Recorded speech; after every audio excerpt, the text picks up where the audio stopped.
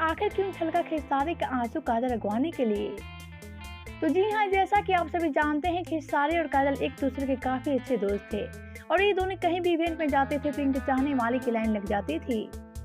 लेकिन वहीं इन दोनों की कुछ गलतफहमियों ने इन दोनों के बीच दरार लाने शुरू कर दिया और ये दोनों एक दूसरे के कट्टर दुश्मन बन गए। लेकिन हम यहाँ बात कर रहे हैं आखिर क्यों छलका खेसारी का आंसू काजल लगवाने के लिए। तो इसकी पूरी सच्चाई बताई उससे पहले वीडियो को लाइक कर ले और चैनल को सब्सक्राइब कर ले। तो दोस्तों, ये वीडियो बहुत ही मजेदार होने वाला है, तो वीडियो के साथ अंत तक बने रहें।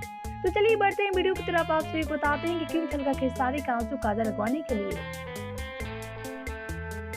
तो जैसा कि आप सभी जानते हैं आजकल खेसारी और काजल की लड़ाई जमकर हो रही है। जी हाँ, ये दोनों एक दूसरे पर वार करते जा रहे हैं।